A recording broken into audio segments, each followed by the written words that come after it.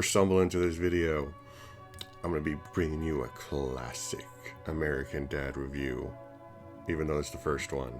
For those who aren't avid fans of American Dad, or just don't know anything about the history of cartoons, music and cartoons are pretty much just, hand in hand, next to war and the cartoons, I guess.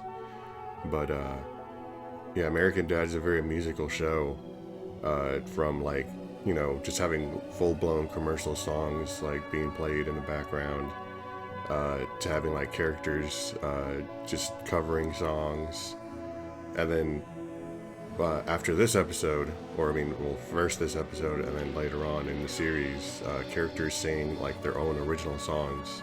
Before the release of Hot Water, there are several original songs that American Dad did produce, like Cilantro's El Perro song from the Roy Rogers McCreely episode, that one song where they're in Saudi Arabia and Francine is talking about how much it sucks, and of course the constant need for Stan to reference rap music from the 90s. Now, what makes Hot Water unique to these other episodes is because it's the first full musical, and there's just a massive shift in the writing of American Dad onwards. After Hot Water, we get classic bangers like Is She Not Hot Enough, Rogers' Haley Don't Preach, the Pizza Overlord jingle episode, the Krampus episode, classic, and of course you could forget the Snoopa Loompa rap, and of course Boys 12. Girl, you want a shot of Boys 12? It's overdue.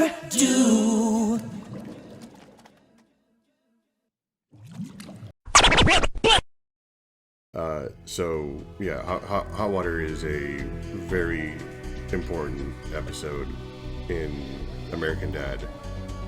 That it's just, you know what? Let's look at the episode. The episode begins with Mr. Not Important, played by CeeLo Green. My name is Not Important. Who introduces us to the episode. We cut to Stan waking up from bed and telling Francine about his daily routine, which then leads to him screwing up his daily routine and then becoming late. As Stan tries to catch up with his routine, he drops off Steve at school, and out of nowhere, Principal Lewis crashes right into him. Obviously, rather than helping him and doing the right thing and getting him to the hospital, Lewis instead takes Stan to go buy a hot tub. Here we have Roger just drive off on his own and causing chaos. As Lewis and Stan make it to the hot tub store, we get our first hint as to what the episode is going to be about. The store is named Little Shop of Hot Tubs, which is a very clear reference to the Little Shop of Horrors. For those who haven't seen the Little Shop of Horrors, it's a Broadway play then made famous after converting it into a musical, then released in theaters, starring Rick Moranis as the main character.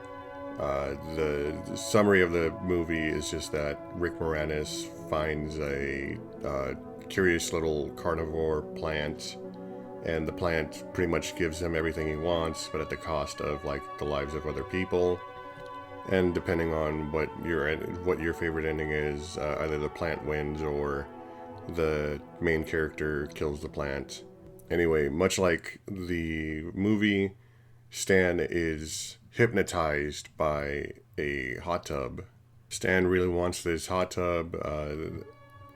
Lewis and the shop owner, Marguerite, try to stop him, telling him that it's a single man's tub, but Stan just ignores them. And we cut back to the home with an excited Francine. Francine's just excited that they have a hot tub, and we get our first musical number with the hot tub convincing Stan to hop in first before anybody else.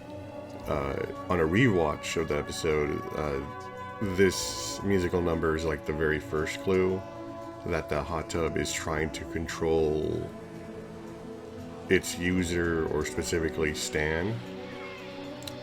Rather than waiting for Francine to join in, the hot tub just persuades Stan to hop in by saying that nobody has to know, that he only has to dip a toe.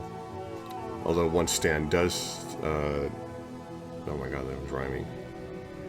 Once Stan does so, the hot tub then gets him to fully hop in, and the episode doesn't really acknowledge like this sort of subtle manipulation, since Stan wasn't really coerced into hopping in, and it's also sort of hand waved away because of the added effect of the relaxing dip, pretty much getting Stan and Francine to have the most mind-blowing banging in their entire lives, or as Francine states, the best that she's ever had with Stan. Afterwards, the couple enter the hot tub, and this brings us to our second clue and our second musical number, which is the hot tub of love. The pair enjoy their time in the hot tub, but quickly lose track of time and ignore their responsibilities as parents, only to be reminded by Steve, who then scolds them for forgetting to pick him up from school, and of course Roger from soccer practice, who for some weird reason in this episode, his disguise is that he's just their kid. And then we cut to a lonely Roger just sort of crying to himself as it's obviously nighttime, although clearly he could get himself back, seeing how he stole Stan's car earlier in the episode. Regardless, could it be that Stan and Francine are just horrible parents? Obviously yes, but in this very specific episode, it's very clearly the hot tub trying to manipulate its users into ignoring their family. Afterwards, Stan continues to shirk his responsibilities of being a father and just keeps using the hot tub, while everybody else in the family is sort of like, getting sick and tired of the hot tub. The hot tub then convinces Stan to just throw a party, and the hot tub shop owner, Marguerite, gives Stan some spa down, which is our episode's Chekhov's gun, in order to fix the hot tub after pretty much extreme use. The party is shut down by Francine, and she pulls the plug on the hot tub, but as everybody leaves, it's revealed that the hot tub has some form of supernatural powers. Francine decides to give Stan a earful, pretty much just reminding him of the duties they both have as adults and parents and whatnot. But the hot tub beckons Stan, and Stan immediately after Francine goes to sleep, he enters the hot tub, and the hot tub convinces Stan that his own family is holding him back. We get a little short musical number telling Stan that he should do whatever he likes, and we get to probably my favorite part of the episode, which is the R&B number with Francine. For some weird reason, the show really doesn't want to give Francine that many musical numbers. We get like a few throughout the show. Like her first major one is that musical number when they go to Saudi Arabia, but we only get like a handful of songs from her, like her singing Shots, that Hung Under song where Steve learns how to make alcohol that doesn't leave a hangover, that one segment where Stan and Francine are role-playing as the couple from Grease, the airport drinking song where she abandons her family and she goes out to airports to drink. And that little freestyle Insane in the Brain segment from the Song of Knives and Fire. But still, it's just very weird that Francine herself doesn't get more singing moments, especially considering that, she's the party animal She should be like the fun-loving one and probably have, I don't know, at least in terms of like expanding her character or improving her character, she should have a bit more songs focused on her. Although, I mean, it's obvious that even from this R&B number that she is not the most vocally talented in the entire family. Maybe she's only a bit better than Roger, but pretty much everybody in the family beats her, even Klaus, when it comes to singing. Still, it would be just very cool to see more of Francine singing, maybe alongside Steve, since he's the major one who provides the vocals in the show. Anyway, Francine discovers Stan in the hot tub and gives Stan an ultimatum, which is either the hot tub or his family, which very quickly cuts to the family driving away from home, showing that Stan picked the hot tub. By the way, if you were paying attention, we see Klaus and Haley in the car, and they were also earlier in the episode when Steve was berating his parents at the dinner table. It's just very weird that they're not talking, even though we have episodes, or at least that one episode, where they acknowledge like certain characters aren't speaking, and then they pop up and they're like, haha, we're in the episode now, you have to pay us. But anyway, that's not important. The important part is what immediately follows, which is Steve and Roger having their musical number with Daddy's Gone. This is the musical number that changes American Dad. The R&B track mixed with like the fake abs, and then Roger's backing vocals, just putting the blame on Steve as to why Stan left his family. And of course, that kiss at the end of the song is just probably one of the most memorable moments in all of American Dad. After the Daddy's Gone segment, we get to Marguerite, the hot tub shop owner, doing research on the hot tub. Earlier in the episode, when he was invited to the party, he noticed how strange the hot tub was, considering that it was an older model. We get a special montage research song to go along with it. One thing on my rewatch for this video is that his entire library is just has books on hot tubs, and then just off to the side there's just a book on Nietzsche, which I guess he has opinions on hot tubs as well. It just seems out of place and very clearly just a gag for those who were paying attention. And then throughout the montage, when he's looking through the newspaper clippings, we see a reference to a previous episode, the not particularly desperate housewives, the Ladybugs.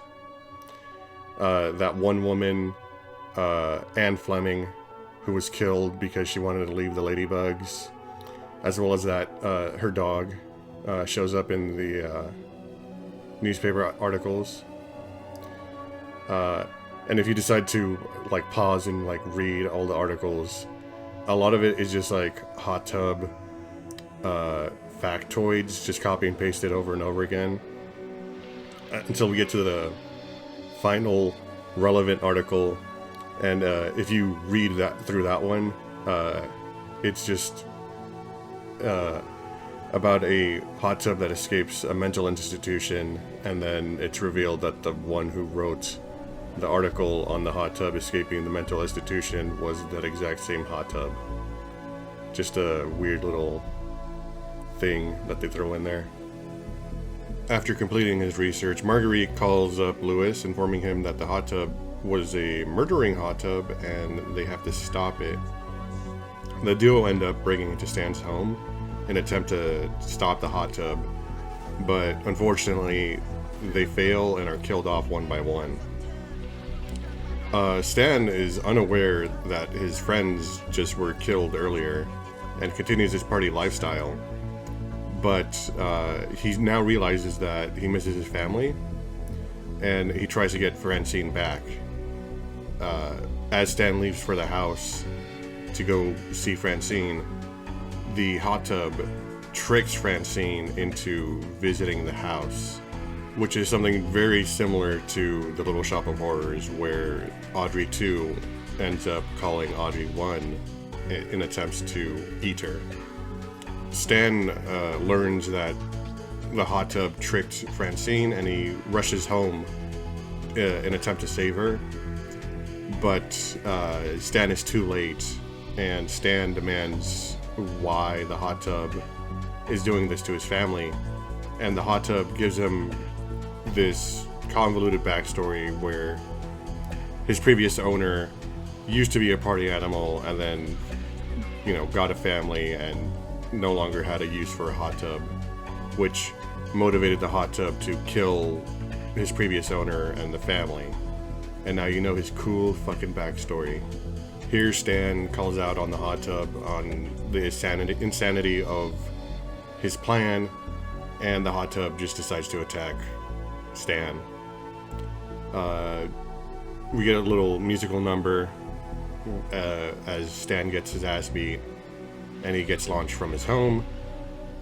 And here we see the can of Spa Down that Marguerite told Stan about earlier, and he tries to get up but succumbs to his injuries and then just dies, with Mr. Not Important assuring us that Stan is in fact dead and just telling everybody good night.